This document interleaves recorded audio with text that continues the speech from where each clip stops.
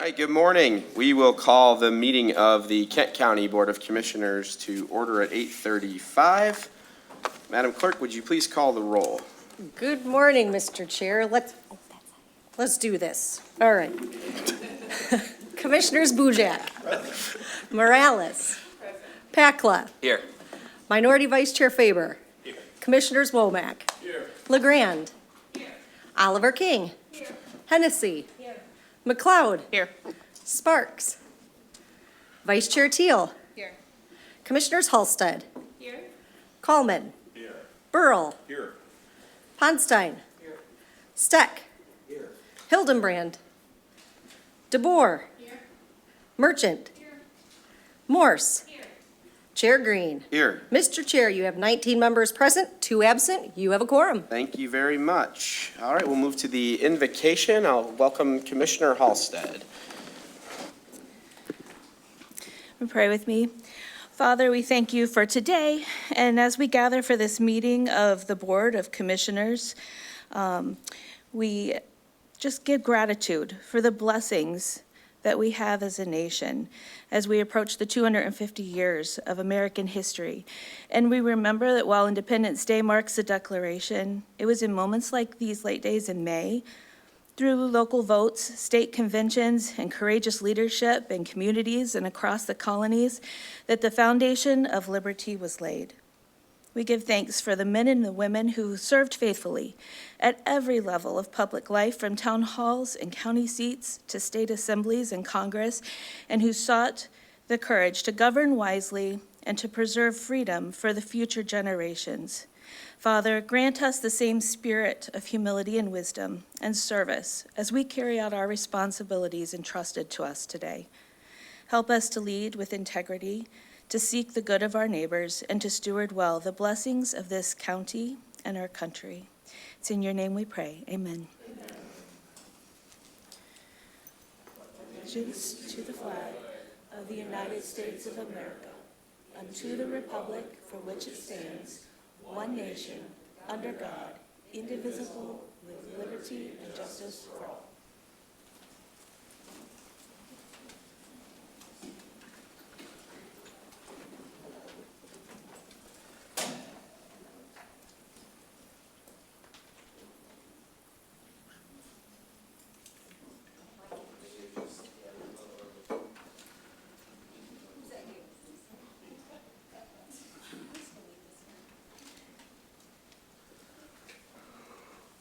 All right. Well, we do have, for our special order of business, I welcome Vice Chair, Minority Vice Chair Faber up here with me. And I'd also like to invite Mr. Bo Torres to come forward. So we noticed, hi, good morning. Thank you for being here. We noticed that, and Bo, do you have a couple things you'd like to say too? Oh, you can go ahead. Okay, great. You noticed, hopefully, that some of us are wearing, most of us are wearing blue today. June is Men's Health Month, National Men's Health Month, and I'm going to invite Bo after we do our proclamation to say a couple of words on that. But I'd like to read this proclamation. Whereas, despite advances in medical technology and research, men continue to live an average of 5 years less than women, with Native American and African American men experiencing the lowest life expectancy. And whereas educating both healthcare providers and the public about the importance of maintaining healthy lifestyle choices, as well as the early detection of male health issues, will help reduce mortality rates from disease. And whereas men who understand the value of preventative health in extending their lifespan and strengthening their role as productive, family-oriented members of society are more likely to participate in health screenings. And whereas fathers who maintain a healthy lifestyle serve as role models for their children, leading to happier, healthier lives for the next generation. And whereas Men's Health Month highlights a broad range of men's health issues, including heart disease, mental health, diabetes, prostate, testicular, and colon cancer. And whereas the citizens of Kent County are encouraged to participate in Men's Health Month and seek opportunities to raise awareness about the importance of a healthy lifestyle, regular exercise, and routine medical checkups. Now, therefore, it be resolved that the Kent County Board of Commissioners hereby proclaims June 2026 as Men's Health Month in Kent County, Michigan. And I will present this, Bo, to you. Thank you. If we can get a photo real quick, you can go in the middle. Okay.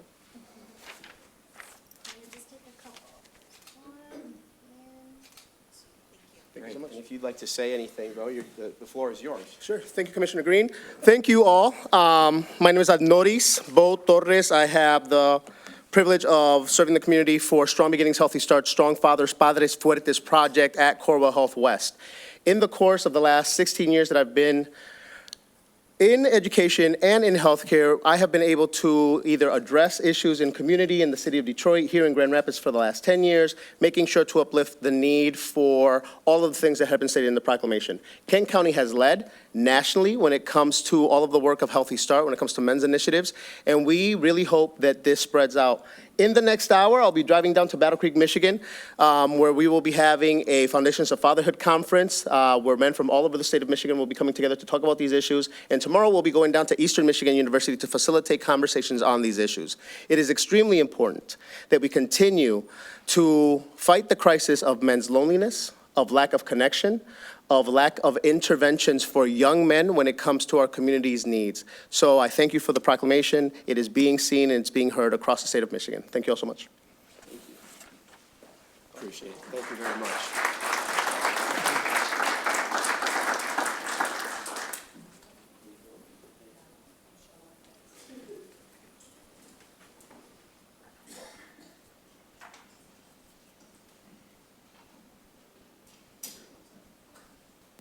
All right, thanks everyone. Thank you, Bo. We are moving on with agenda item number 5, the special order of business. 5B is the Administrator's Office Annual Report. And I will give the floor to our County Administrator and Controller, Al Vandenberg. Good morning. I am very pleased to be able to present the Administrator Board Office Annual Report. And we'll jump right into it as we've got a lot to do today. So, who we are, the Administrator's Office. We implement board policy, we develop procedures, we facilitate development of the strategic plan, coordinate the board's legislative agenda, prepare annual budget recommendations, provide legal counsel, conduct program, departmental management analyses, we communicate with internal, external stakeholders. It's just a short list. We do a lot in the Administrator's Office. Okay.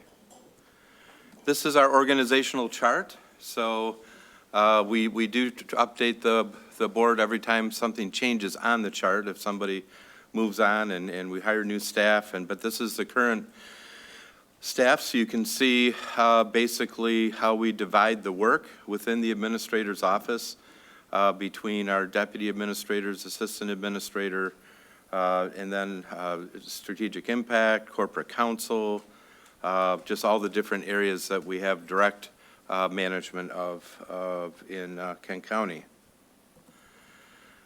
So one of our major roles is to move the dial on board priorities. And so certainly budget process every year. It's a major role of mine under the Controller Act. It's probably the biggest duty of the board under the laws that create the county governments and the roles of county commissioners.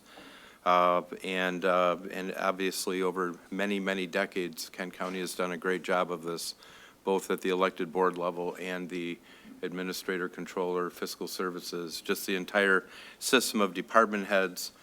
We have a very good system and process in place that's been able to yield, of course, AAA credit ratings over decades. Insurance Authority, so this was a newer initiative of a couple years ago.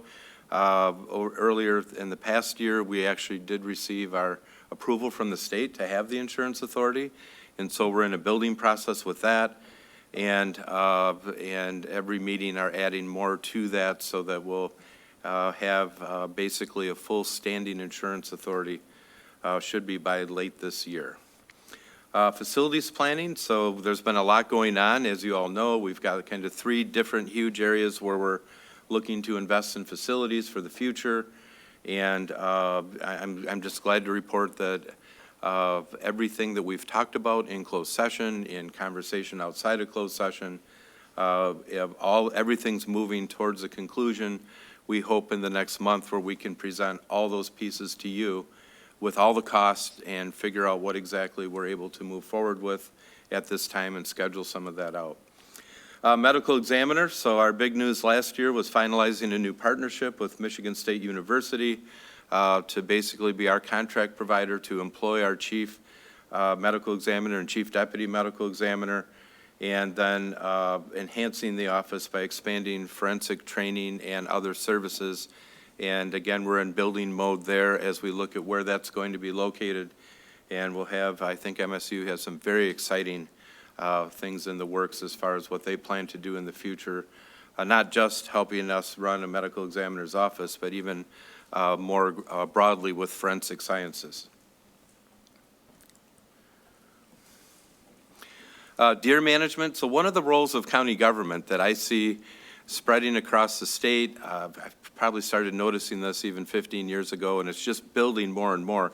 Many times the organization that can bring people together the best is the county government, because we are Kent County. And so there are some issues that are tougher, almost impossible to deal with on a local unit by local unit basis. One of those is deer management. As you might imagine, deer don't know boundaries. And so what can be a big issue in Kentwood can easily cross over into Gaines and all of our different boundaries throughout the county. I am very pleased to announce that we're now number 2. We've been number 1 in car deer crashes for a long time, and Oakland County edged us out. So it's one we're number 2. But we have, Mark Rambo kind of brought together a coalition of stakeholders in the county and worked with the road commission, who has really taken on the lead of being the deer czar at this point, and come up with a program that I think is already showing some fruit in deer reduction and some really, just the road commission's invested a lot of money in cutting back the roadways and high deer, another 500 to 1,000 feet in high car deer crash areas. And so we are seeing improvement in this area, and that has a big impact in the county. Mobility Task Force, this is another one where Kent County is not in the transportation business, but we know that there are mobility issues throughout the county, so the county did convene a group of stakeholders and develop the task force that came as part of that, did develop a report, and basically the Metro Council has taken ownership of the process from this part going forward. So again, from a county perspective, we're not running mobility programs throughout the county, but it was important to have the county bring everyone together to spend a couple years going through a lot of detail, a lot of study, to come up with a series, a number of approaches that could be adopted by stakeholders throughout the county. Opioid settlement. Again, this is one where an opioid task force was formed well before the settlement dollars showed up, and again brought together many different community stakeholders to try to massage a plan out of all those interests.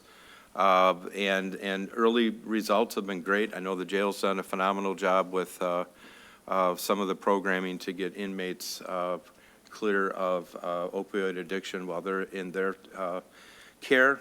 And there's been other community partners that have also been able to expand programming in a positive, results-oriented way. Child Care Task Force. So the Child Care Task Force assessed child care challenges in Kent County, focusing on strategies to improve access and availability. And and very soon, in fact, Jenny's working on this very week. Has all the final comments from the task force and is working on delivering data-driven recommendations to the Board of Commissioners. So that will be something that comes to your attention soon and will merit more meeting and more discussion in the future. So our corporate council function, we keep track of things like how many FOIAs did people submit in a year, and it was 7,512 over the past year, and 99% of FOIAs were responded to within 5 days. You'll recall that under Michigan law, we can invoke a 15-day, business day time period based on staff availability and that sort of thing. 2025 highlights, so Corporation Council provided legal guidance to support decision-making across all county departments and offices, worked on implementing a new contract review process to improve efficiency. Corporate counsel has been one of the backbones of our whole Get Our Policies Up to Date program that we've been working on. And of course, we also welcomed Brian Moldy as our new corporation counsel recently. Well, here I got ahead of myself. So Brian had initially joined the corporate counsel's office in 2023, and I think probably a little bit with succession in mind, and it did turn out that way. And he's been able to hit the ground running and provide valuable counsel and support for our county initiatives and problems that come up, from time to time. Our legislative priorities, I think that at least in my 5 years back, we had probably the best process of developing these, and I think that builds on all the efforts that have been done every year, where I think the commissioners have figured it out as far as good process in developing a solid set of legislative priorities. And we got high marks on those priorities as we did our Kent County Day in Lansing last week. And as we've also talked about these with our federal lobbyists, I think that everything we do can be improved. We understand that and pursue that. But I think we at least climbed that next step up the mountain, the next foothold up the mountain with our legislative priorities. So with the federal budget, the last couple of years, we've navigated persistent uncertainty about whether key federal funding and programs would be fully funded, reduced, or eliminated. Many times this was living this real time, where we didn't know from one day to the next exactly what would be the case. And so I really compliment not only our commissioners, but certainly my fiscal staff. Nobody lost all their hair. Nobody turned all gray, and they were able to really provide outstanding support. And obviously, we're not through the woods. I mean, this is something that it's part of the new normal to be dealing with uncertainty with the federal budget and as we'll see, also the state budget. And successfully managed operations and maintained services during the longest federal shutdown in history. So, state budget, so again, just a separate set of challenges, but community action, we were able to maintain funding for key federal programs, including CSBG, weatherization, and TANF. Revenue sharing remains stable and aligned with the current formula. Currently, we're working on what that might be next year, really not sure yet. Prosecutor's office, we're able to secure technical changes in legislation that enabled $18.8 million statewide to support county prosecutor offices and reduce caseloads. A major win after months of advocacy and a couple years after the funding was initially approved. So it just ended up being kind of a bureaucratic mess to wade through to finally get to a point where those dollars were told the contracts will be done on May 29 for us to sign and move forward. Public Safety Trust Fund, so this has been Dina, our chief lobbyist at Max Life goal, I think, is to get the Revenue Sharing Trust Fund established, and one of our chambers did vote to do that, so we're hoping in the budget negotiation process that gets done as well. And then Veteran Services Grant, so the state budget restored a portion of funding for county veterans grants, enabling continuation of key services that were cut after Michigan Veterans Affairs Agency reductions. Affordable housing, so we've had 10 projects that have been approved to date, a total in $42.4 million in loans from the Affordable Housing Revolving Loan Fund that the board set up with $17.5 million in ARPA money, which has been leveraged up to the 42.4 and actually up to 114.2. So there is more money there to invest. The board a couple years ago created the Brownfield Redevelopment Authority, and the Brownfield Plan was approved last year. And early project was the Flat River Outreach Ministries in the city of Lowell, and a $2.8 million project includes 17 affordable housing units with the capacity to house 40 individuals. I know many of you have toured that at various times. Community engagement, so another kind of behind the scenes major initiative was to navigate the transition from an inclusion framework to a community engagement model to ensure alignment with federal requirements. We hired the first engagement manager, Paula Englund, to advance long-term engagement priorities. We hosted the first large-scale community engagement event, the North Community Fest, bringing together residents and county departments to increase awareness of available services. So it really was, and one of the, it shouldn't have been surprising, I guess, but one of the intangibles was just the relationship building between, I think we had 44 county service tables set up, and there were just employees that really hadn't met or interacted with each other from among our various offices, agencies, courts, departments. And that was pretty cool to see some of those relationships really starting to build. Commissioners took part. It was great to see you all out there helping out with the event. And we're planning 2 of those for this year, so a north and a south.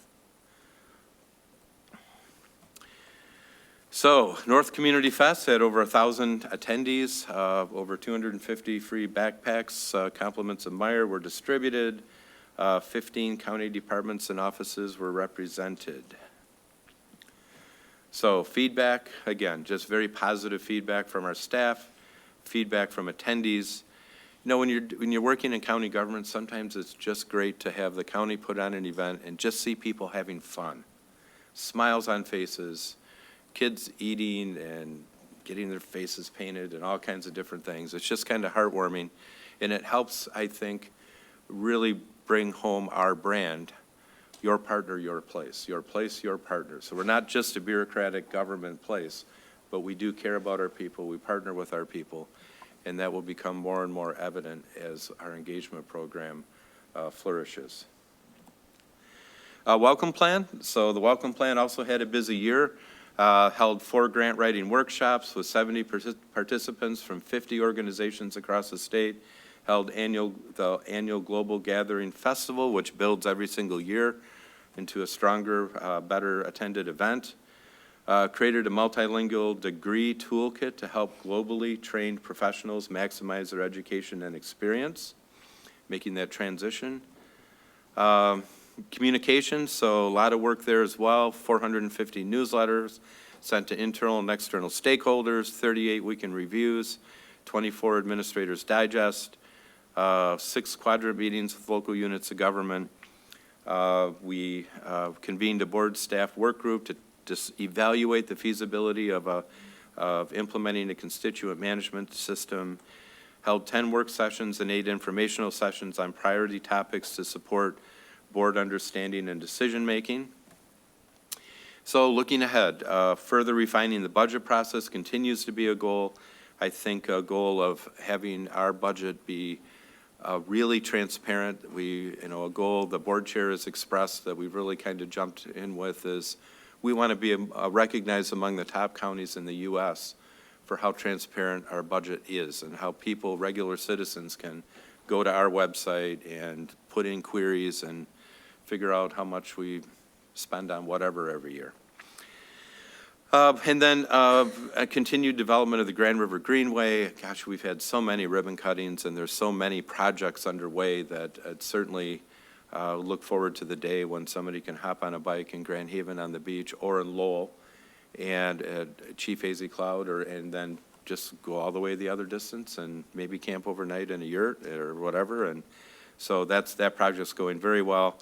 The aquarium discussions, I think those are going well, and that's just another, I think, defining sort of development when you look at the excitement and how amazing the amphitheater is, and then you think of the scale of an aquarium and what that could bring to our county, city, region. That is a major potential impact, and we have a group of commissioners and staff that have continued to work on that. Review of the Zoo Museum millage renewal request. That ended up being a lot of work over a year, and I think we came to a really good conclusion. Not an easy conclusion, but a good conclusion. And just thank everyone for hanging in for that difficult process. And then Headwater 2050, we also continue that work, which will be headed by our communication team. Well, thank you. That's my report. That's my story, and I'm sticking to it. and be happy to entertain any questions you might have. Thank you, Administrator Vandenberg. Does anybody have any questions, comments? Commissioner Bujak. Thank you, Chair. Al, nice job as usual. You're a great presenter. You get a lot of practice.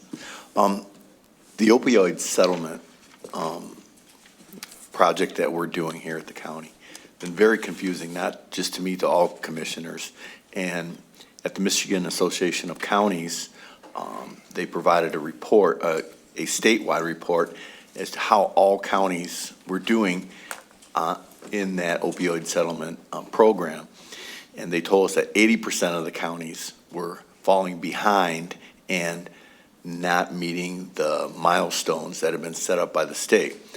And when I heard that, I'm saying, Kent County has to be in the 20% that is, keeping up with the milestones. And how are we doing in that regard? You know, I am going to defer to Jenny for that question, because she's on it. Ready and 20%, right, Jenny? Yes. Yes. Yeah, we have been participating in MAC's annual reports of the spending, so our data is reflected in their report each year. So one thing to look forward to is we're going to hold an education session for commissioners at the end of June, hopefully working with Taylor on scheduling that. We want to give you an update on what we've been investing the funds in so far and how that's going, and then give a preview of the areas where we're thinking of investing future funds. And it's a chance for the commissioners to learn about what we've been up to and where we're headed. And we're happy to get your input on that. Okay, thank you. Glad to hear we're in the 20%. And I really think it's important that we share that information with all the commissioners to understand what those guidelines are and those milestone markers that, the state expects us to reach, and how we're going to do that, so we have a plan in place, to meet that. It seems kind of crazy, that we have too much money, coming from this opioid settlement, and we have to find ways to spend it, but that's a requirement, mandate by the state. So I know we'll do our best. I would articulate it just a little bit differently, that there is a lot of need. A lot of money came into local governments at one time, and it has taken a little bit of time, especially for counties that didn't have a task force or anything in place like that. It did take some time with MAC's assistance to plan and then to implement the initial funds. There is plenty of need in the community, and it's just a matter of getting a program in place and then getting into the groove, and that's where we're getting now. Commissioner Sparks. Thank you, Chair. I want to just publicly say there are county administrators and then there's you, Al. I thank you, seriously. Whenever we're at various events, whether we're in town, out of town, in other states, we always get compliments on your reputation. We get compliments on your thoughtfulness and forward thinking. And we've had administrators here before, and I just don't feel like that we had a good administrator until we had you. I hate to say that publicly, but I feel that way because you keep us relevant, you keep us sharp, your staff is very competent, and I feel that you include your staff and you include us as well. So thank you very much for all that you do for us as commissioners. Well, thank you very much. I appreciate that. We try to make it better every day, and I sure hope Daryl DeLabio isn't watching. No, I'm just kidding.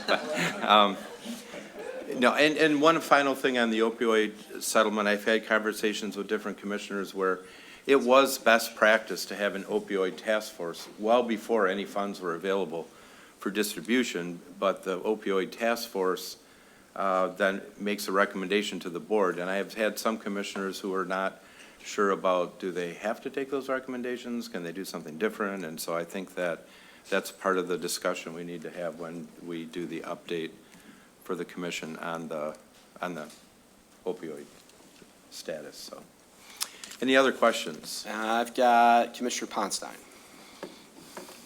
Thank you, Chair Green. Al, one of the numbers that jumped out at me yesterday, going through your report, the 7,000 FOIA requests. Is there a category that rises above the rest to get that many requests?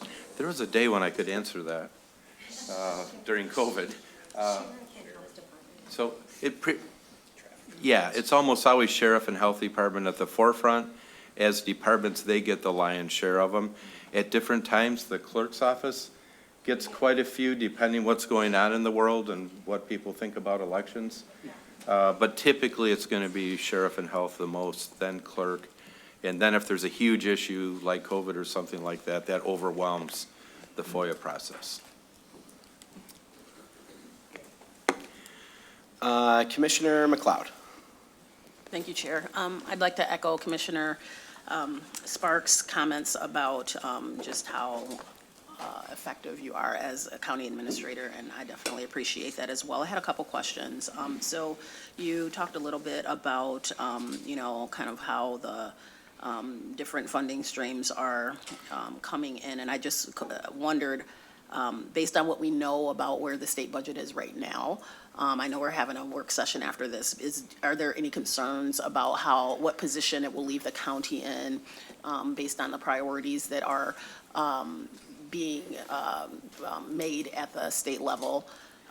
So that's one, and then I just wanted to know on the second part of that, you mentioned the prosecutor's office finally got, across the state, the prosecutor's office funding finally came through, and I just wondered how much of that was allocated for Kent County. Well, it was, I think, Josh, is it 4 million?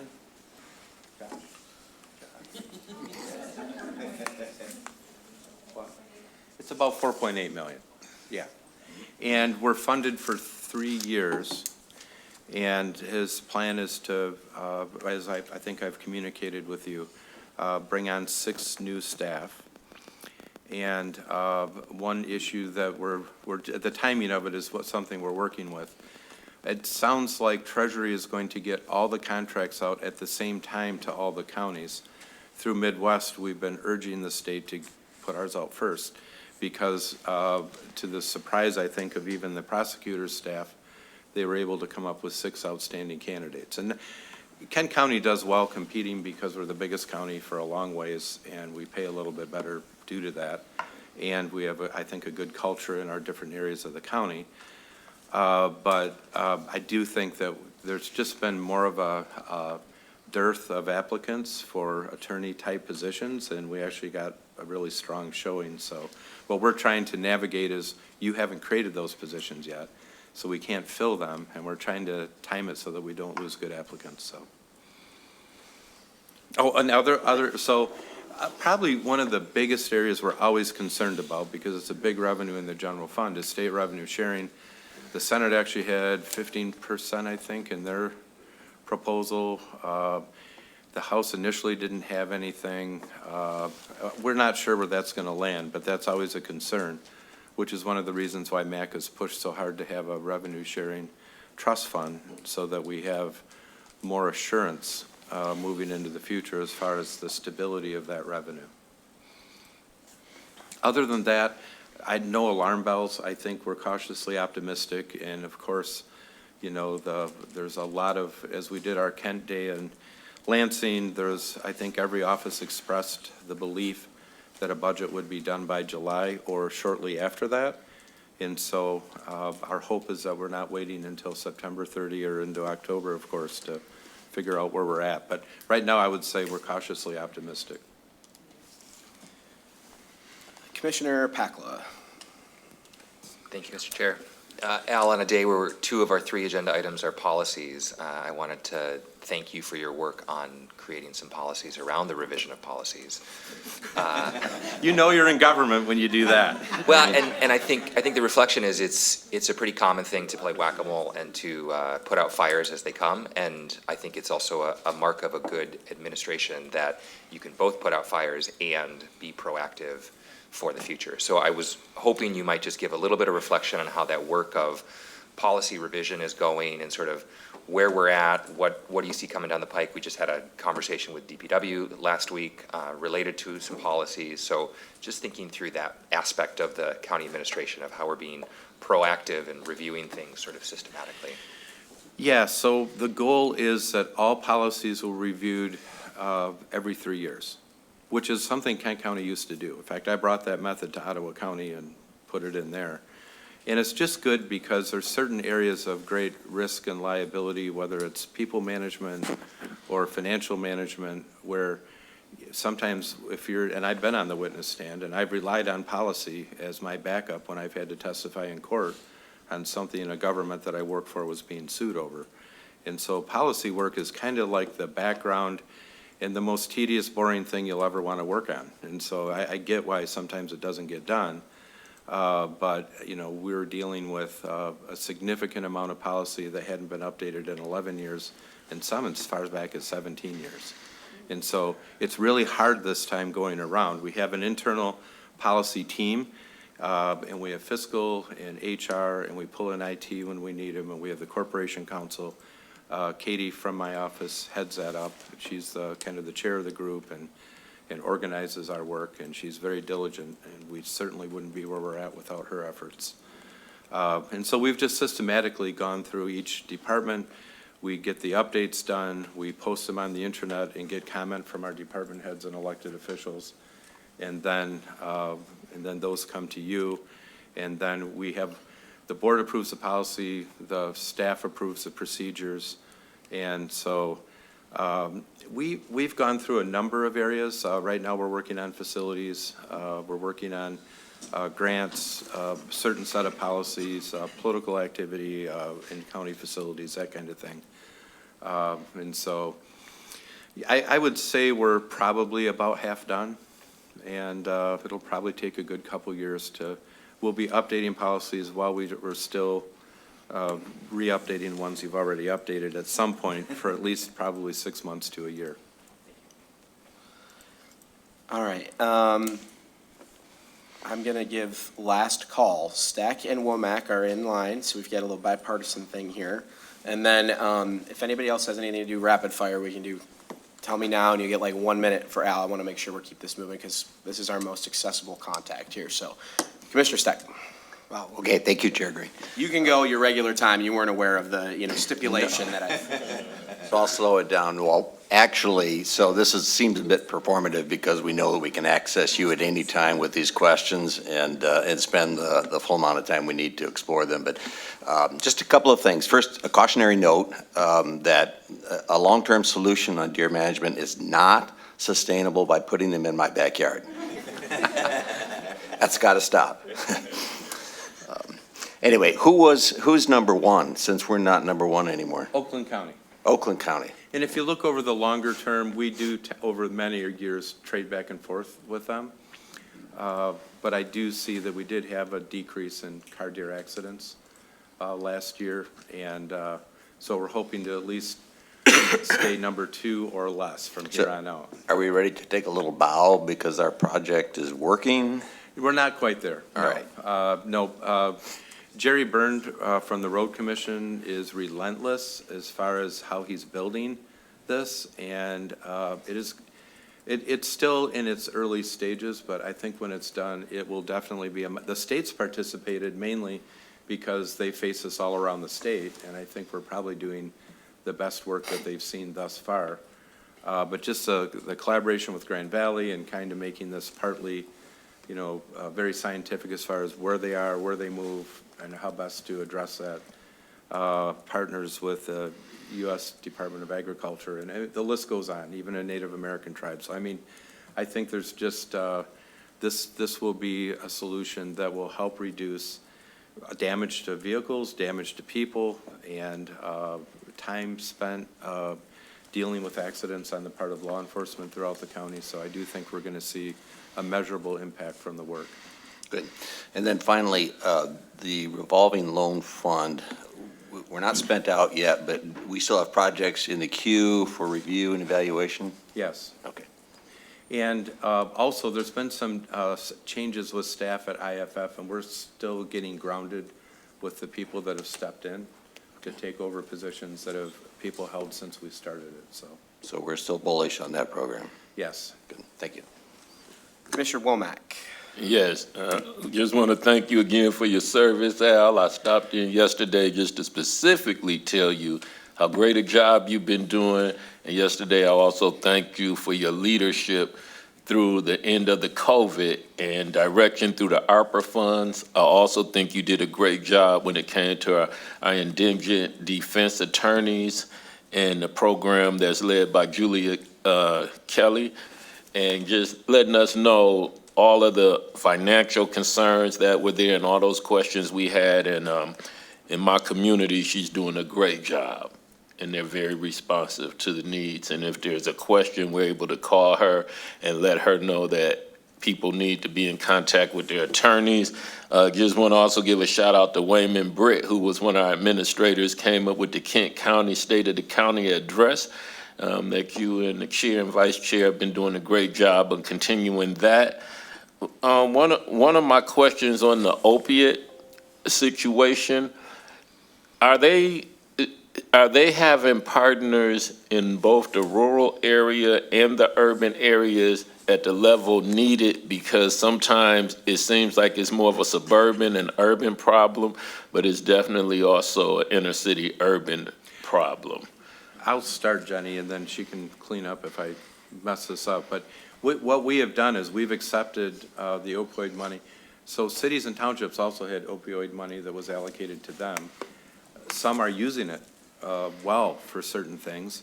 Others have decided that, wow, we're so small, we really don't have a way to spend this. We'll send it on to Kent County, and so we do that programming.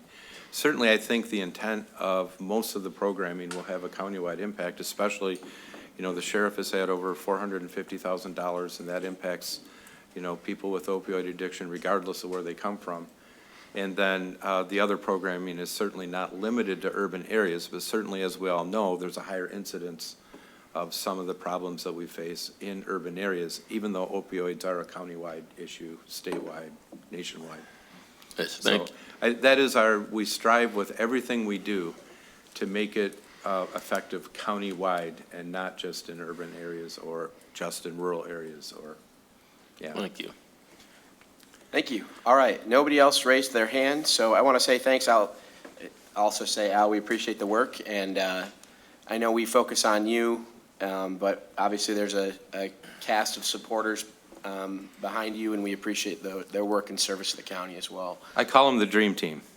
It really is an outstanding staff. And just one quick thing, what we're doing here shows what can happen when you have a solid board of commissioners. Even though you have different opinions, that's a strength. And then when you have a solid staff to back you up, I feel like there's really nothing we can't do if we put our mind to it. So, thank you. Thank you, Al. Thank you, commissioners. We'll continue on with the agenda. We'll move to agenda item number 6, which is public comment related to agenda action items. If you could give me your name and which item you're speaking to. Good morning, Dee. Grand Rising. I am D. Jones, and I'm speaking on Resolution B, which is our social media policy. So I'm D. Jones, passionate entrepreneur, and I've asked the Kent County Board and Al about considering streaming our Kent County business on the decentralized streaming platform. The reason I asked that, we have a pro-crypto president, Donald Trump. He's trying to implement the Clarity Act that's already passed through the Senate Banking Committee. There are Republicans and Democrats and independents and people from the Green Tea Party, all different political parties that believe in decentralized finance. The reason I say this is you guys stream this on centralized platforms, but you don't get a return on investment from that. You could be putting out all of this info, you could be educating the community, but where's the ROI on that? And so with the decentralized streaming platform, you'll eventually be able to earn cryptocurrency called the Party Token. That is the cryptocurrency from the decentralized streaming platform with their stream to earn rewards, which is something that the Clarity Act is implemented with decentralized streaming platforms or crypto firms and everybody being able to give rewards instead of just giving the yield that banks are being able to get 4 to 5% on our savings and our banking accounts. And so I'm asking you guys to eventually stream on this decentralized streaming platform because we can actually earn digital assets, cryptocurrencies that could be reinvested into our county. It could be reinvested into affordable housing. I'm actually, with all of the stuff I've been doing and advocating for 3D printed construction and digital assets and cryptocurrencies, there's a 3D printed construction company called Gaudi Tech. That is the 3D printed construction company that gave me the exclusive letter of intent, but they have 3D printed 17 buildings in Dubai and 400 projects across the globe. Now this 3D printed construction company has developed a cryptocurrency around 3D printed construction because of me. So now you have the 3D printed construction companies now developing cryptocurrency, digital assets that you can also utilize and earn and be able to build an infrastructure. So my advocacy of me being the first person that I know of in humanity to say that we need a cryptocurrency, a decentralized asset for real world utility around cryptocurrency and housing. And now you have 3D printed construction companies that have it. I'll also send you guys the white paper and the info around that so you can also see that D. Jones is literally getting these 3D printed construction companies to develop digital asset cryptocurrencies that eventually be utilized across our nation, across our states, that could actually help us build equitable infrastructure for our communities. So I'm going to continuously ask you guys to utilize the central streaming platforms like Party, where you can stream and earn those digital assets that could be reinvested into our community without the use of using taxpayer dollars. It's something that you guys do on a daily basis that you stream. Thank you. Thank you. Anyone else for public comment related to agenda action items only? I see none. Thank you. We'll move to agenda item number 7, which is the consent agenda. I'll call on Commissioner Halstead. Thank you, Chair Green. I move the approval of today's consent agenda. Thank you. Is there support? Supported by Commissioner Coleman. Questions, comments, or discussion on this item? I see none. This is a roll call vote. Madam Clerk, will you please call the roll? Thank you, Mr. Chair. On the motion to adopt the consent agenda, Commissioners Boojak, Yes. Morales, Pakla, Yes. Minority Vice Chair Faber, Commissioners Womack, Yes. LeGrand, Oliver King, Hennessy, Yes. McLeod, Yes. Sparks, Vice Chair Teal, Commissioners Halsted, Coleman, Burl, Ponstein, Steck, Hildenbrand, DeBoer, Merchant, Morse, Chair Green. Yes. Mr. Chair, you have 20 yeas, 0 nays. The motion passes. The consent agenda is adopted. Thank you, Madam Clerk. We'll move to agenda item number 8, which is resolutions. For Resolution 8A, I will call on Vice Chair Teal. Thank you, Chair Green. I move resolution number 53, the courthouse lease amendment. Thank you. Is there support? Supported by Commissioner Halsted. Administrator Vandenberg wanted to give a little context. Yeah, I thought this would be a good one to set up a little. So when the courthouse was built back about 25 years ago, we negotiated a deal with the city of Grand Rapids. The county negotiated that prior to the actual construction of the courthouse by a couple years.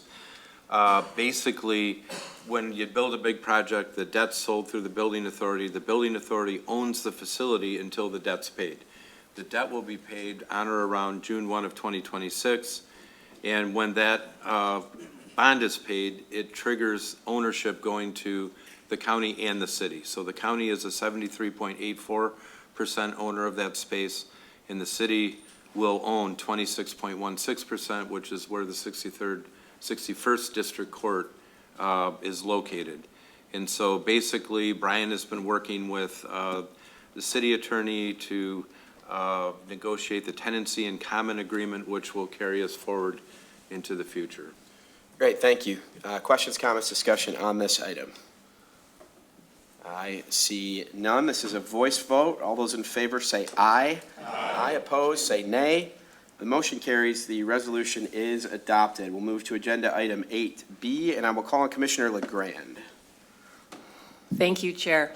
I would like to propose Resolution 54 of today's date, the social media policy, which is coming to us from administration.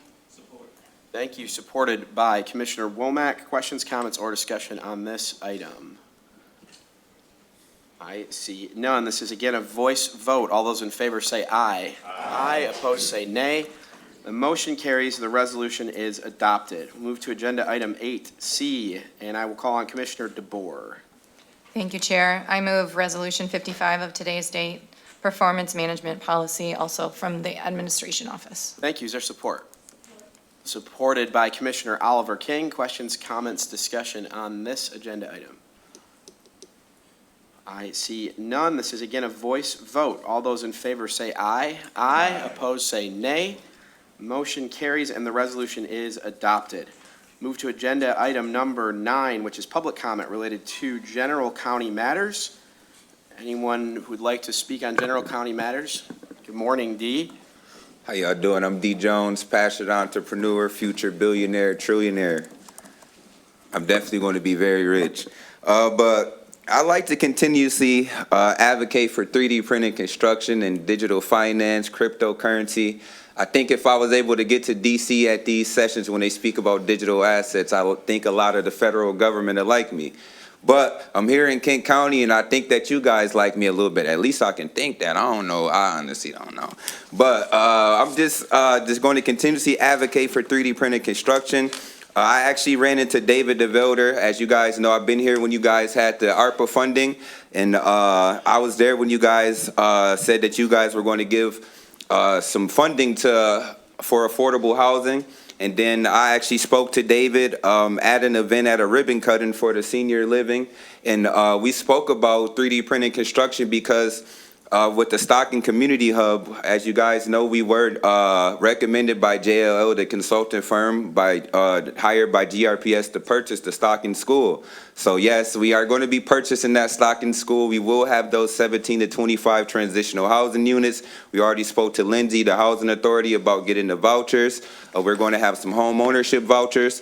I've already got the curricula, the GRPS. I spoke to Jennifer Brock already after she said she really likes it. Her office is very, very interested in integrating the 3D printed construction curricula where students across Kent County, because the ISD is also getting involved. And I sent it to Ron Gorman too. But our students across Kent County can earn high school graduation credits in a 40-hour cohort for learning 3D printed construction. There's jobs, apprenticeships, and I'm a forward thinker. I want our county to be the best. I want us to have the best infrastructure. I want us to have the best tools. I want us to have the best education. I don't care if it's a Democrat or Republican or the Green Tea Party or independents that support this. I just truly want us to have the best county, the best equitable service, the best educational service. I wish that we could have this across every single county and all of y'all districts, all of y'all schools and students to be able to learn this stuff. But I'm going to keep chipping at it. I'm going to stay at this. I already introduced David to the 3D printed construction company in Ohio because David said that they have offices for IFF and they're going to be doing some synergy. I already connected them earlier, so they already are onto it. And I let David know that I already spoke to the executive committee. So David, get on that and be sure you speak to that company in Ohio, and he's going to get on that. So I'd like you guys to also consider, again, streaming on the decentralized streaming platform once the stream to earn capacity is there, because there are going to be other governments. And as Donald Trump says, he wants to lead the crypto, he wants the U.S. to lead the crypto space. And I believe that we can do that here in Kent County. I believe that we can be the county that gets all of the other counties to also get onto the decentralized streaming platform. Thank you. Thank you. Anyone else for public comment related to general county matters? Good morning. Good morning. My name is Brandy Ritzma, and I'm a resident of Kent County and a desperate mother begging for all of your help.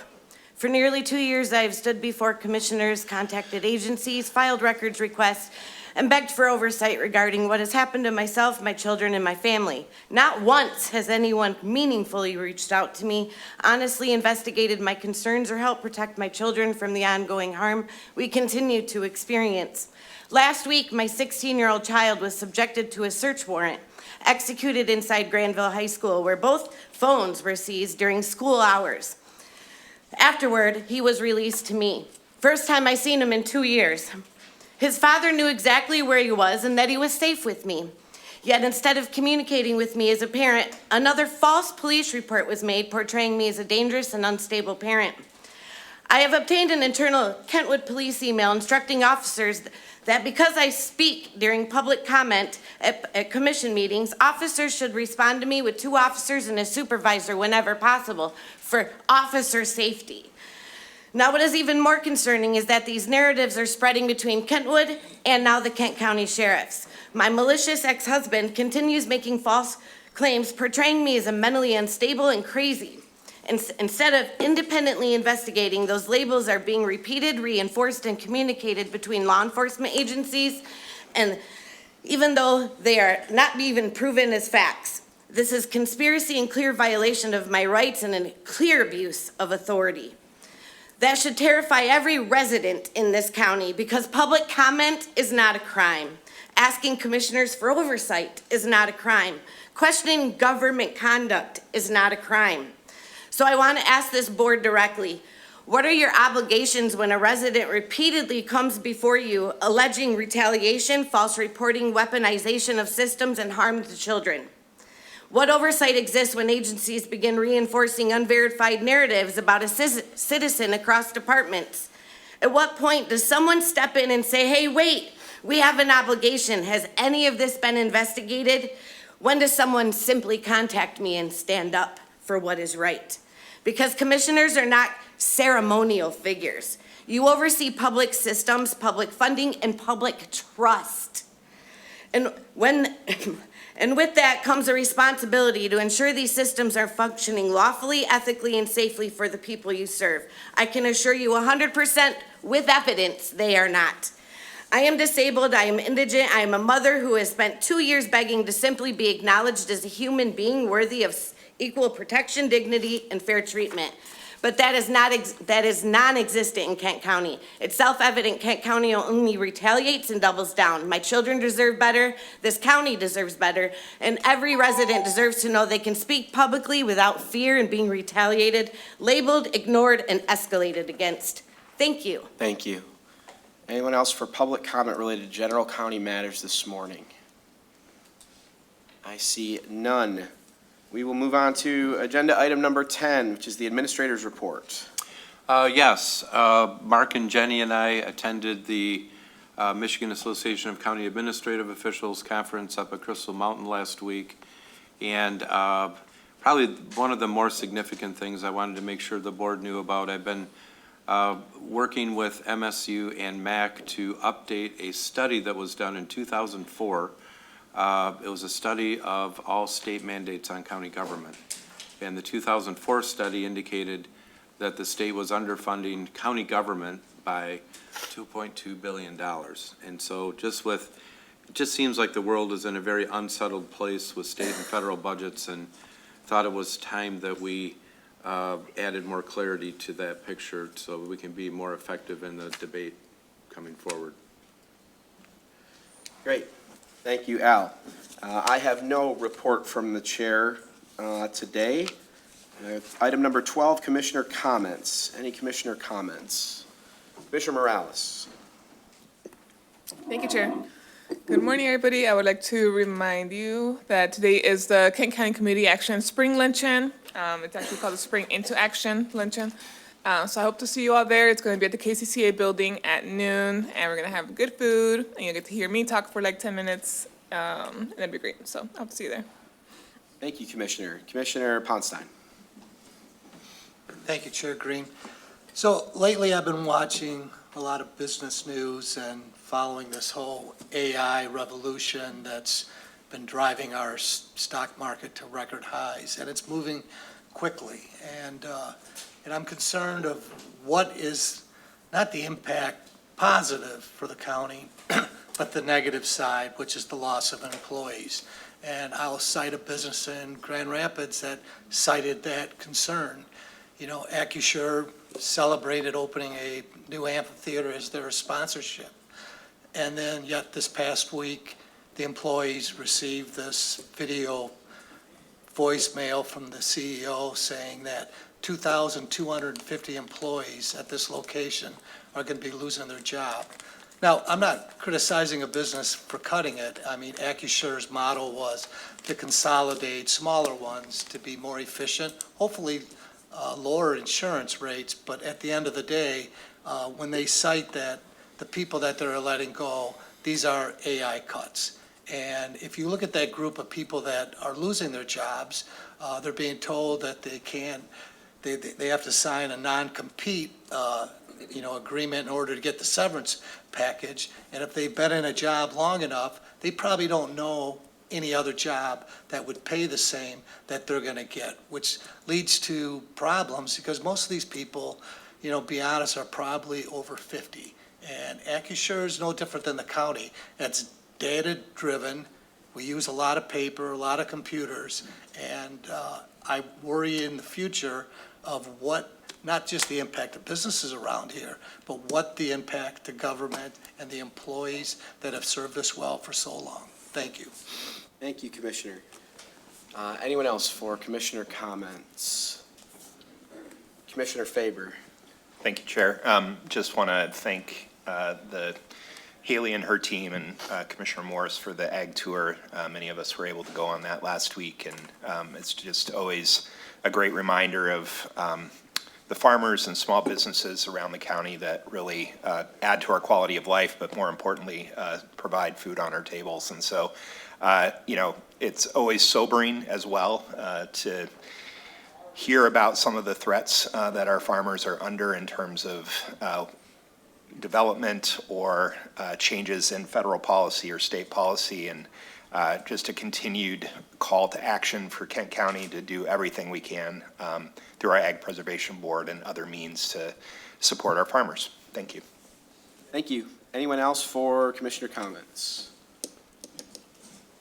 All right, I see none. Before we adjourn, we will be having our work session on the budget. Let's call that 9:45. Oh, and we are going to do a photograph real quick around the seal for the Men's Health Month. All right, we will call on Commissioner Halstead. Thank you. I move to adjourn, subject to the call of the chair, to Thursday, June 11, 2026, at 8:30 a.m. for an official meeting. Thank you. Is there support? Supported by Vice Chair Teal. All those in favor say aye. Aye. Opposed say nay. Motion carries. We are adjourned. Thank you.